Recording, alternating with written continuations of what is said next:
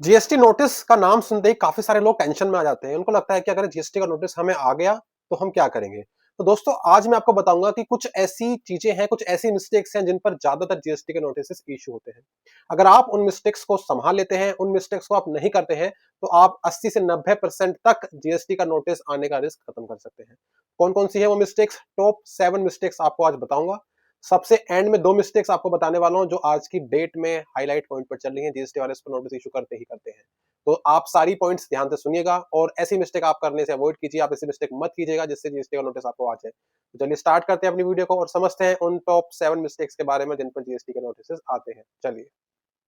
तो अब मैं आपको बताने जा रहा हूँ 7 मिस्टेक्स के बारे में जो जीएसटी में आपको नहीं करनी चाहिए, जो आपको अवॉइड करनी चाहिए। तो पहली मिस्टेक है GSTR 1 and e-way bill report में डिफरेंस। तो दोस्तों ये होता क्या है, मान लीजिए जीएसटीआर 1 में आपने एक इनवॉइस रिपोर्ट किया, इनवॉइस की वैल्यू थी 100 रुपए, लेकिन आपने उसका ई-वे बिल नहीं बनाया या ई-वे बिल में कोई गैप था, इनवॉइस नंबर मिसमैच था, डेट मिसमैच थी, वैल्यू मिसमैच थी, व्हाटएवर।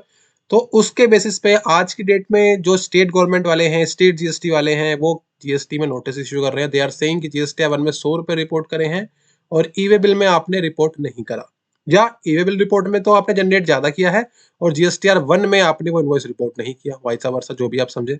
तो इस ऐसी मिस्टेक्स को आपको बचा के चलना है। जब भी आप जीएसटीआर 1 फाइल करें, एक बार अपना ई-वे बिल से रिकंसिलेशन मैच कर लें पिछले महीने का, तो आप जीएसटी नोटिस की प्रॉब्लम से बच सकते हैं।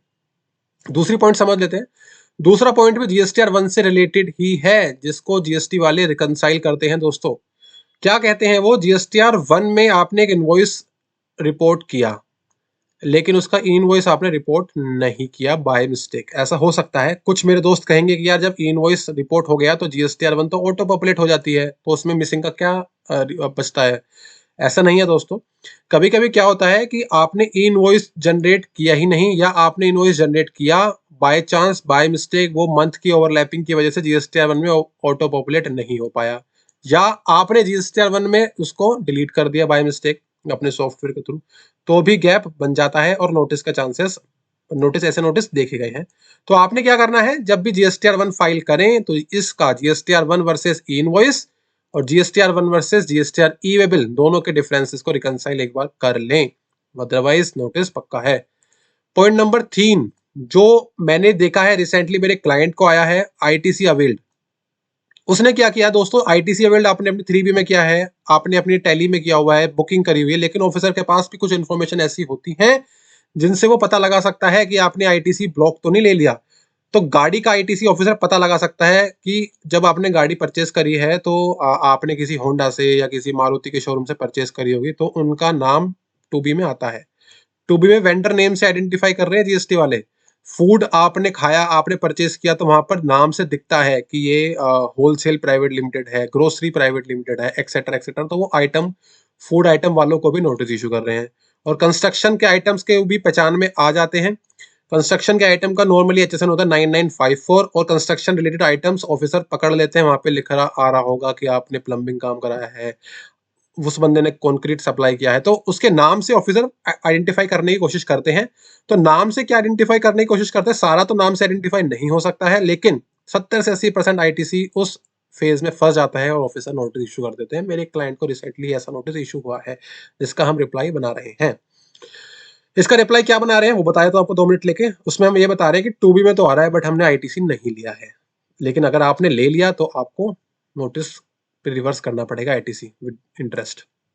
फोर्थ पॉइंट फटाफट से समझ लेते हैं, जीएसटीआर 3B। जीएसटीआर 3B आपने लेट फाइल करी दोस्तों, लेट फाइल करी, आपने लेट फी पे कर दी। बिना लेट फी के तो 3B फाइल ही नहीं होती, लेकिन आपने इंटरेस्ट को जीरो कर दिया, बिकॉज इंटरेस्ट का कॉलम एडिटेबल होता है। अगर आपने इंटरेस्ट का कॉलम जीरो किया है तो इंटरेस्ट का नोटिस आपको अगले ही महीने आ सकता है, ऐसी प्रोबेबिलिटी है। कुछ नोटिस ऐसे भी देखे गए हैं, जीएसटीआर 3B लेट फाइल हुई, लेट फी पेड थी बट इंटरेस्ट पेड नहीं था, तो नोटिस उनको आ गया। तो आप ऐसी गलती मत कीजिएगा। अगला पॉइंट समझ लेते हैं, फिफ्थ पॉइंट। फिफ्थ पॉइंट में क्या है, ये साल के एंड में आने वाले नोटिस है दोस्तों। साल के एंड में मान लीजिए आपने जीएसटी टर्नओवर रिपोर्ट करी 100 रुपए, लेकिन 26 AS और या आईटीआर में आपने रिपोर्टिंग करी हुई थी 90 रुपीज, तो जीएसटी का नोटिस आपको आएगा ही आएगा। अब इनकम टैक्स वाले भी आपको ध्यान से देख रहे हैं। वो कह रहे हैं कि अगर जीएसटी में टर्नओवर रिपोर्ट करी आपने 120, लेकिन आईटीआर में रिपोर्ट करी आपने 100, तो भी जीएसटी का नोटिस, इनकम टैक्स का नोटिस आ सकता है। तो इस चीज का ध्यान रखिएगा। रिकंसिलेशन बहुत बड़ा रोल प्ले करता है जीएसटी इनकम टैक्स के नोटिस में।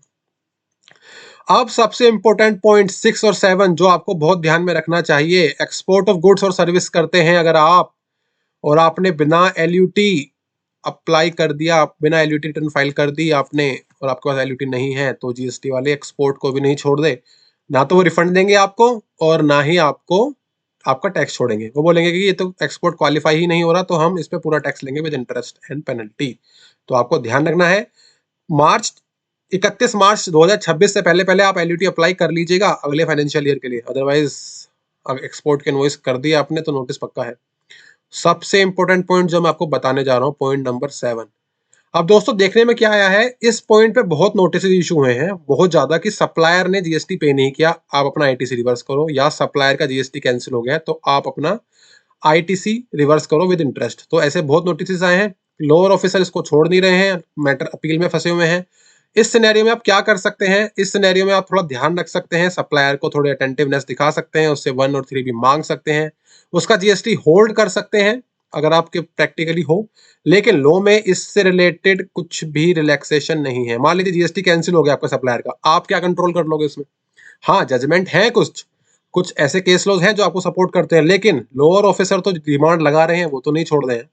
तो आपको सिर्फ एक ध्यान रखना है कि जो जीएसटी कैंसिल हो गया है उसका आईटीसी आप ना लें, एटलीस्ट आप इंटरेस्ट से बचेंगे, या सप्लायर का जीएसटी होल्ड कर लीजिए, एटलीस्ट आपको जीएसटी का लॉस नहीं होगा, या सप्लायर ने जीएसटी पे नहीं किया है तो भी आप उसका जीएसटी होल्ड कर लीजिए। तो ऐसे ऐसे नोटिस से बचने के लिए आपको थोड़ा सा डिलीजेंट, थोड़ा सा ड्यू डिलीजेंस करनी पड़ेगी दोस्तों। तो आशा करता हूं आपको ये 7 पॉइंट समझ में आए होंगे। अगर आपको कोई ऐसा नोटिस आया है जिसमें मैंने जिस पॉइंट में कवर नहीं किया, आपको कोई ऐसा नोटिस आ गया है, तो आप मुझे कमेंट कर सकते हैं। किसी और पॉइंट पे आप डिस्कस करना चाहते हो कि रिप्लाई कैसे बनेगा, अभी मैंने लास्ट में एक वीडियो बनाई थी कि रिप्लाई ड्राफ्ट कैसे करते हैं, आप जाकर वो देखिए, समझिए इन पॉइंट्स के बारे में। ये पॉइंट्स बहुत इंपॉर्टेंट है, आपको नहीं करने हैं। तो आशा करता हूं दोस्तों आपको मजा आया होगा, इंटरेस्टिंग लगी होगी वीडियो। ऐसी और इंटरेस्टिंग हिडन पॉइंट समझने के लिए जीएसटी इनकम टैक्स के आप चैनल को सब्सक्राइब कर लीजिए।